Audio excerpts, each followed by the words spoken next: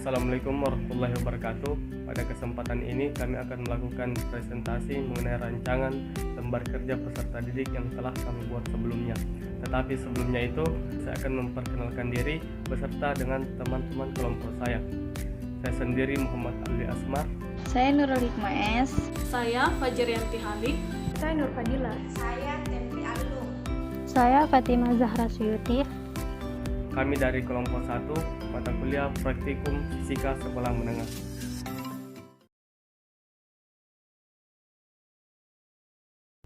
Selanjutnya di bagian kompetensi dasar.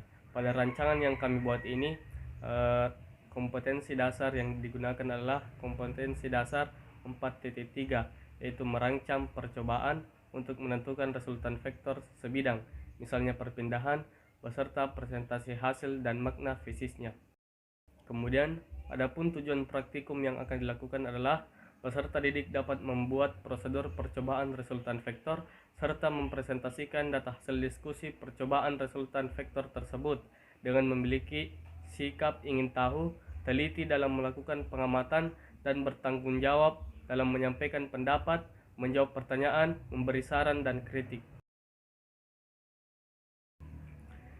Di dalam rancangan LKPD yang kami buat, kami juga menyediakan informasi pengantar berupa materi yang kalian bisa lihat pada slide berikut. Kami sediakan beberapa sifat besaran fisis, penggambaran dan penulisan atau notasi vektor. Kemudian disajikan juga beberapa sifat-sifat vektor. Di antaranya dapat dipindahkan asalkan besar dan arahnya tidak berubah. Yang kedua dapat dijumlahkan, yang ketiga dapat dikurangi, keempat dapat diuraikan, dan yang terakhir dapat dikalikan. Rumusan masalah dari praktikum ini yaitu bagaimana cara merancang percobaan resultan dua vektor. Yang kedua, bagaimana hubungan antara sudut, gaya, dan resultan vektor pada percobaan. Adapun tujuan praktikum yaitu yang pertama, agar siswa dapat mengetahui cara merancang percobaan resultan dua vektor. Yang kedua, agar siswa dapat memahami hubungan antara sudut, gaya, dan resultan vektor. Adapun rumusan hipotesis dari praktikum ini yaitu cara merancang percobaan resultan dua vektor adalah membentuk sketsa sudut titik atau paku pada triplex, kemudian menghubungkannya dengan benang. Yang kedua, besar gaya F1 dan F2 berbanding lurus dengan resultan gayanya. Besar sudut berbanding lurus dengan resultan gaya. Identifikasi variabel terbagi menjadi 3, yaitu variabel kontrol, variabel manipulasi, dan variabel respon. Variabel kontrolnya yaitu besar gaya pada titik F3. Variabel manipulasinya yaitu sudut antara F1 dan F2. Variabel responnya yaitu besar nilai F1 dan F2.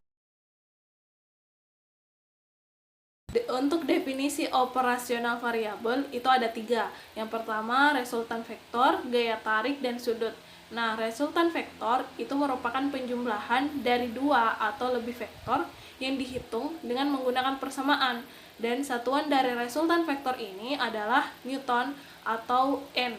Nah, kemudian untuk gaya tarik, di mana besarnya gaya tarik yang diberikan oleh neraca pegas pada percobaan ini diberikan F1 dan F2, di mana rentangnya itu 1,5 sampai 2,5 Newton. Untuk yang ketiga ada sudut, di mana sudut ini adalah daerah yang dibentuk oleh 2 buah ruas garis yang titik pangkalnya sama. Dan pada percobaan yang kami lakukan, titik yang dimaksud di sini adalah letak paku yang ditancapkan pada triplex dengan satuan derajat, karena kita menggunakan busur derajat. Alat dan bahan yang kami gunakan pada praktikum ada 5. Yang pertama, kami menggunakan neraca pegas 3 buah, kedua paku payung 2 buah, alas dari triplex, busur derajat, dan benang secukupnya.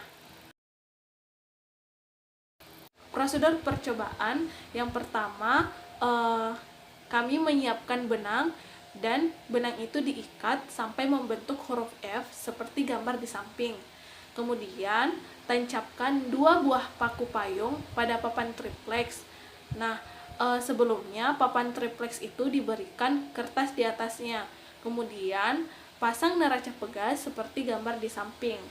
Nah, setelah itu dilepas sehingga kita bisa menggambarkan garis yang menghubungkan titik-titik yang sudah ditandai dengan paku payung sehingga membentuk gambar seperti di samping.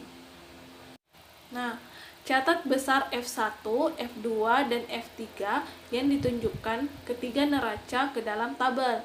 Nah, informasi tambahan, karena sistem dalam keadaan seimbang, maka gaya F3 besarnya sama dengan resultan gaya vektor antara F1 dan F2. Nah, selanjutnya dinyatakan sebagai FR. Perhatikan gambar di samping ini. Yang terakhir, melakukan percobaan sebanyak 5 kali dengan mengubah tarikan neraca pegas ketiga. Kemudian, ikuti langkah sebelumnya.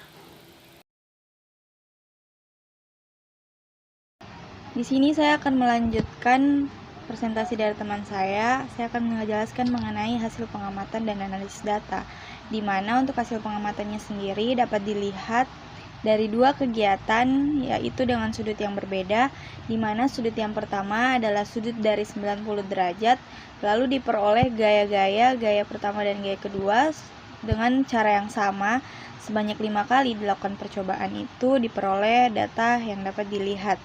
Nah, setelah itu untuk sudut 60 derajat juga telah dilakukan sebanyak 5 kali percobaan dengan cara yang sama untuk mendapatkan gaya-gaya F1 dan F2 sehingga dapat diperoleh hasil seperti di tabel. Nah, untuk analisis datanya itu sendiri, yang pertama kita menganalisis data untuk sudut 90 derajat. Kita analisis dan masukkan hasil-hasil dari hasil pengamatan yaitu F1, F2, dan F resultannya. Lalu dihitung nilai untuk mencari 2 kali F1, F2, dan cos theta. Dan tabel berikutnya yaitu F1 kuadrat ditambah F2 kuadrat ditambah 2 F1 dikali F2 dikali cos theta. Lalu diperoleh hasil yang beragam seperti yang ditampilkan pada tabel. Nah, itu untuk data analisis pada sudut 90 derajat. Sedangkan untuk analisis data pada sudut 60 derajat sendiri, cara yang sama diperoleh juga hasil yang sama seperti tabel, seperti pada sudut 90 derajat.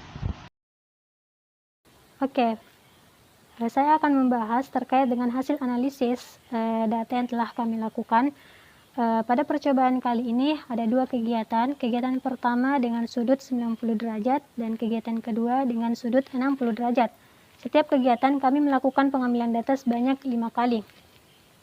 Oke, untuk hasil analisis pada kegiatan pertama, diperoleh bahwa besar gaya F1 dan F2 berbanding lurus dengan resultan gaya, atau semakin besar gaya yang diberikan, maka semakin besar pula nilai resultan gayanya.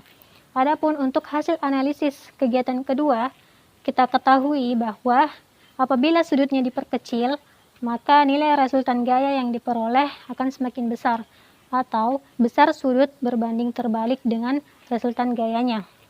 Berdasarkan tabel hasil analisis, kita dapat lihat bahwa apabila gaya yang digantungkan pada benda diubah-ubah, maka sudut alfa akan diubah pula. Kesalahan ini terjadi pada saat menghitung besar gaya yang ditunjukkan atau saat menentukan besar sudut alfa. Kesalahan yang lain dapat terjadi dikarenakan bahan yang digunakan pada saat percobaan sudah tidak bagus lagi kondisinya. Nah, adapun untuk selanjutnya akan saya serahkan ke Saudari Nurfadilah. Kesimpulan dari kegiatan praktikum ini ada 2. Pertama, bahwa kegiatan praktikum ini terdiri atas 2 kegiatan, yang mana kegiatan 1 dan 2 hanya berbeda dari besar sudut yang digunakan. Selanjutnya, perancangan percobaan pada kegiatan ini dapat dilakukan dengan membentuk suatu sketsa titik dari paku pada triplex, kemudian menghubungkannya dengan benang. Kesimpulan kedua, bahwa resultan gaya F1 dan F2 berbanding lurus dengan resultan gaya yang dihasilkan, dan besar sudut juga berbanding lurus dengan resultan gaya. Itulah tadi presentasi yang dilakukan oleh kelompok kami. Lebih dan kurangnya mohon dimaafkan. Assalamualaikum warahmatullahi wabarakatuh.